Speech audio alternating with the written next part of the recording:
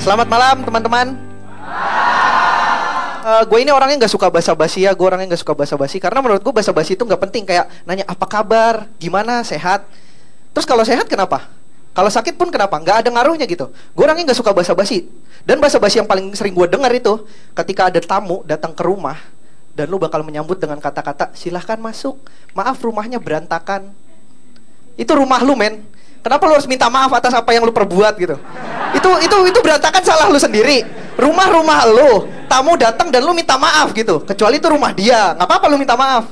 Emang kalau lu nggak minta maaf, tamu itu bakalan marah-marah. Silakan masuk. Maaf ya rumahnya berantakan. Aduh, rumahnya berantakan lagi. Bukannya diberesin, malah didiemin gini aja. Udahlah saya pulang lah, pulang.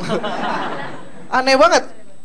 Dan basa-basi yang gak penting lagi itu sama masih setipe sama yang tadi, yaitu silahkan masuk, maaf rumahnya sempit.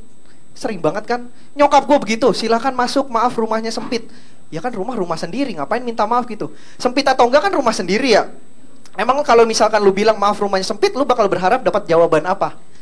Maaf silakan masuk, maaf rumahnya sempit. Aduh ibu, kasihan banget rumahnya sempit. Yang sabar ya bu, ini semua cuma titipan Tuhan. Tapi tenang ya. Tapi tenang, kami beserta tim akan merombak rumah Anda. Lah jadi reality show. Terus gue diajak gitu sekeluarga ke hotel, main di kolam renang dengan norak-norak. Begitu pulang tirai dibuka, wah rumah gue udah gede. Pas masuk masih sempit, depannya doang yang dirombak. Itu ya, basa-basi itu emang gak penting. Dan basa-basi itu bisa bikin lu sial. Salah satunya nih gue kena sial di tahun ini. Ketika gue basa-basi ngajak mantan gue, gue nggak basa-basi nelpon mantan gue, diangkat, tapi cowoknya yang ngangkat. Itu apes banget men. Dan cowoknya tuh marah-marah sama gue. Halo bos, bisa nggak usah ganggu-ganggu dia lagi. Sekarang dia udah punya pacar bos, ngerti ya bos? Gue bilang aja, nggak ngerti, gue matiin. Ya nggak, lagi songong banget. Dia manggil gue bos, berarti kan gue bosnya. Kok dia merintah-merintah gue? Belum pernah potong gaji kali ya. Iya, songong banget lagian. Dan apesnya itu kalau misalkan lu lagi basa-basi ya, apesnya ada lagi. Gue kena lagi. Gue emang senang basa-basi sebenarnya. Gue ngajak mantan gue jalan. Apesnya ketemu cowoknya. Ketemu cowoknya dan cowoknya marah-marah lagi. Lu maksudnya apa ngajak dia jalan? Nunjuk-nunjuk gue gitu. Lu maksudnya apa? Lu mau ngerebut dia dari gue? Lu gak bakal bisa. Lu gak bakal menang lawan gue. Kata siapa gak bisa? Dia nunjuk, gue kasih jempol, menang gue. Simpel kan? Menang gue. Habis itu udah dia pulang. Tapi sama mantan gue. Gue ditinggalin sendirian. Tapi gak apa-apa, gue bawa serep. Gue ini Cina dan gue ini berbeda dengan Cina-Cina yang lain. Gue gak mainstream. Karena ada stereotip Cina itu pelit. Cina itu selalu punya toko.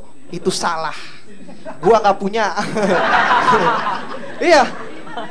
Selalu ada stereotip gitu. Katanya Cina itu selalu punya toko. Gua nggak punya. Kenapa? Karena gue ini nggak bisa dagang orangnya. Gue nggak bakat dagang.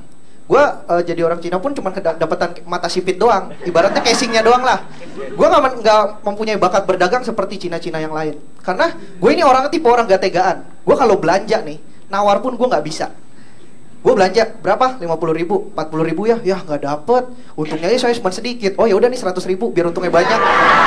Tekor. Nggak tega men gue. Itu gue emang nggak bisa punya toko. Gue nggak bisa. Dan itu memang aneh-aneh ya. Dan di keluarga gue pun aneh-aneh. Yang bikin aneh itu ini adek gue kalau yang kecil nih kelas 5 SD kalau tidur bisa muter. Gue lagi tidur nih sama dia di sebelah, sama, pala sama. Begitu gue bangun kakinya udah di muka gue. Itu gue curiga ya kalau misalkan tempat tidur gue itu panjang sampai 200 meter. Tidur di sini, bangun-bangun udah di sono. Jauh. Nyeprin dia tidurnya. Aneh-aneh memang. Dan yang bikin aneh lagi nih di keluarga gue yang aneh salah satunya adalah ini, bokap gue. Bokap gue itu aneh banget men. Kalau diajak ngomong gak pernah nyambung. Bukan gak pernah sih, pernah. Cuman sesekali aja. Seringannya gak nyambung. Kayak kemarin gue nanya nih sama bokap gue, Pah, STNK udah jadi, BPKB-nya belum, mau diambil sekarang apa nanti? Bokap gue balasnya apa? Papa lagi di Solo. Nggak nyambung. Ini jangan-jangan ya kalau gue tanya, Pak lagi di mana? STNK ambil aja udah. Gitu ya. Katro memang bokap gue tuh. Dan gue ini sering banget nonton sinetron. Gue tuh sering banget ngeliat ya kalau misalkan di sinetron itu kenapa ya selalu ada adegan misalkan ada orang mau nikah, tapi pas udah tinggal bilang sah, selalu ada satu orang yang ngegagalin. Selalu ada orang yang gagalin, bilang berhenti, terus langsung berhenti, gagal nikah. Akhirnya nikah sama yang ngegagalin. Itu sering banget gue lihat begitu. Gue pengen banget itu bisa terjadi di dunia nyata. Pengen banget gue. Jadi nggak bakalan ada jomblo-jomblo yang nggak bisa nikah gitu. Misalkan lu punya temen nih mau nikah, wah isengin bisa disengin. Iya, lagi mau nikah gitu ya. Gimana sah? Lu tinggal dari pintu berhenti. Gak jadi nikah. Terus temen lu ngomel, parah lu, gue udah minggu ini udah 6 kali nih mau nikah gagal gara-gara lu. Ya, begitu aja kayaknya. Dari gua selamat malam, terima kasih semuanya.